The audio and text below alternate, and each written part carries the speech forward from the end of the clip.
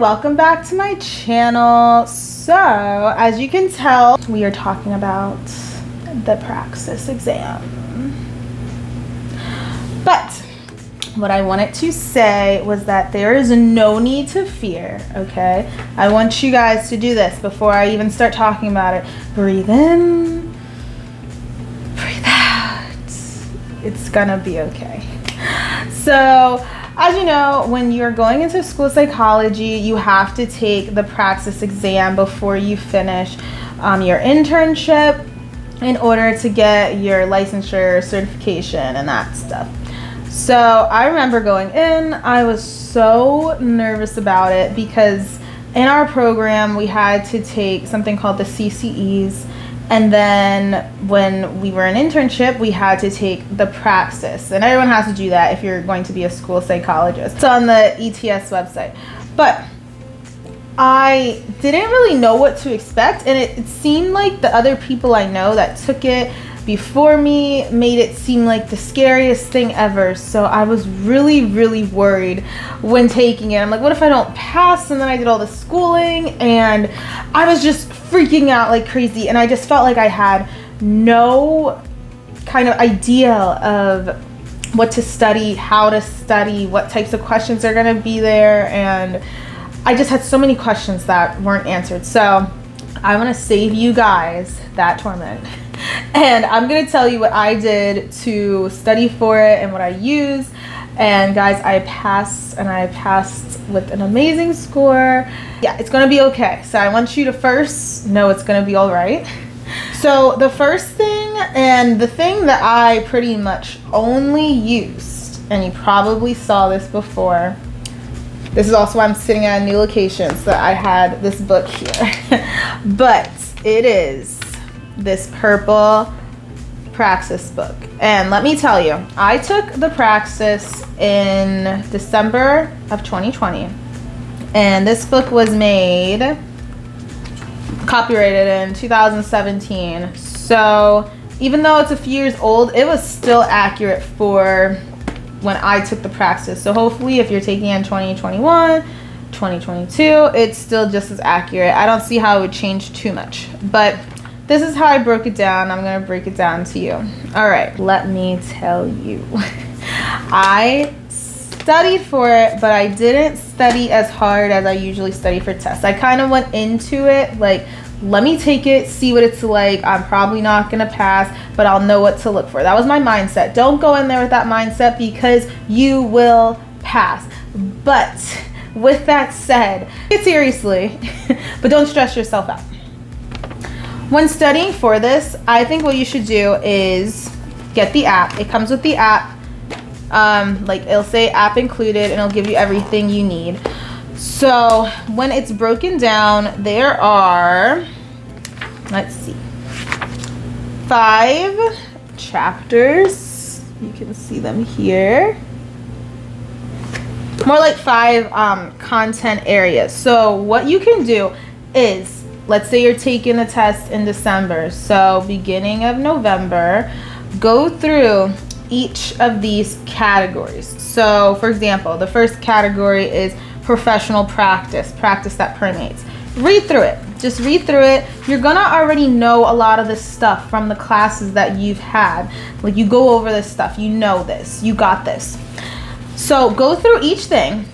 And then with the app, it breaks down and gives you sample questions based on each of those sections. So after that, the next section is direct and indirect services for children, then system level services, then foundations of school psychology service delivery, and then school neuropsychology. And then there's practice tests in here on the back.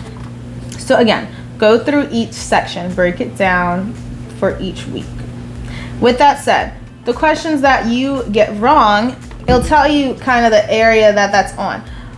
Learn that area. Now you know, okay, I read this, I thought I understood it, or I didn't, and I need to look more at this. So then throughout the week, you know, just look through it when you have time. Go on to the next one. Do the exact same thing. Okay? With that, that's 5 weeks. So if you started at the beginning of November, by the time it's like the 1st in December, you should have went through everything, know what you had wrong, been able to review it. That's when you start taking the practice test. So they have it in this book. They also have it on the app online. So I took it on the app online and I made a timer and everything, so that kind of simulated a real test.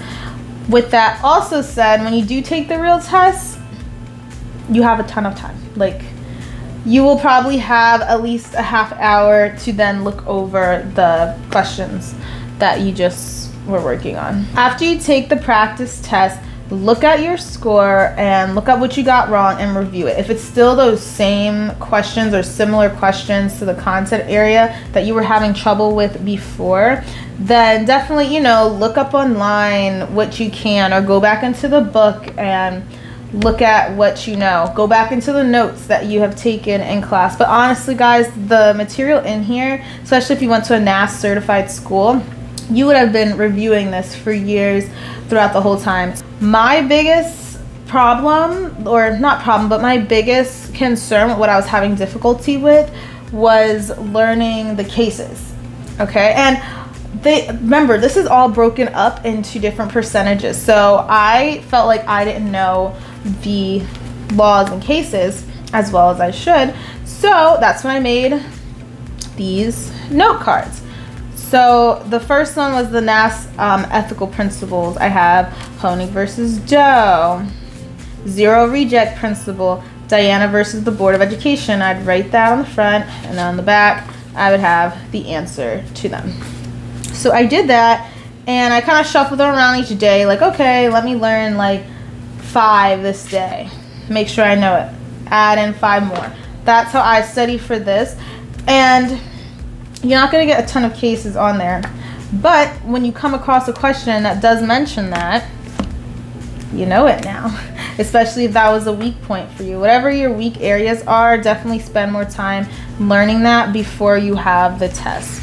I also had organized my book with little tabs on the top, so I have it so that I can quickly go to it. Like, I knew based on the questions I wouldn't have to know the steps of FBA, or I would have to know when you're doing cognitive assessment, what are the average scores, things like that. So when I finished taking the practice tests and I wanted to just quickly review for the next 2 weeks before I took the real tests, I could go to these pages that I put sticky notes on. I had my note cards that I could use. And then I also took the second practice. No, actually, I only took one of the practice tests, and then I just went through their practice questions the week before I had the actual praxis. So I don't think that you have to freak out, because when you are taking the praxis, you can get less than, I think it's 50% right. I think you get about 48% correct and you pass. It doesn't matter what your score is, you just need to pass.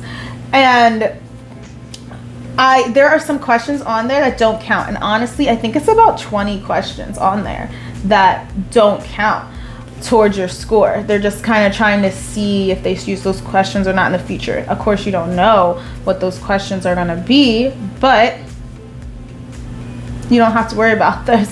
And I have no idea which ones they were, but again, there were some questions on there that I felt were really tricky, and then I had a really high score. So don't stress. Pamper yourself the day before. So that day before I actually had to take the PRAXIS exam, I did stuff for me that I like so that I could relax. So I had a bath with the bath bomb. It smelled amazing. I was listening to my favorite music. I put on a face mask. I put on some, like, those those little moisturizing socks, and all of that helped calm me. I didn't get that much sleep the night before because I probably still was nervous, but I wasn't focusing on trying to study. I was like, I'm just gonna go in there and see what I get, and we'll see what happens, and we'll go from there. And I ended up passing, and I had really wished that someone told me not to worry, that everything we learned, it will come to you. Study, but you don't have to study really crazy. Just kind of look through it, take a practice test, and you'll be good. So I think that if you do those things, you'll be fine. And let's say, though, that you don't pass the first time. That's okay. Then you can take it again until you do pass. I just think that people should know that, don't stress out and it will all be okay. So that's my tips for when you go and take the PRAXIS exam. If you have any questions or want any more study help with this, let me know, and I probably can, or I'll try to do my best to help you out. I really hope that this helps you guys, and I hope that you enjoyed this. So I will see you next time. Bye.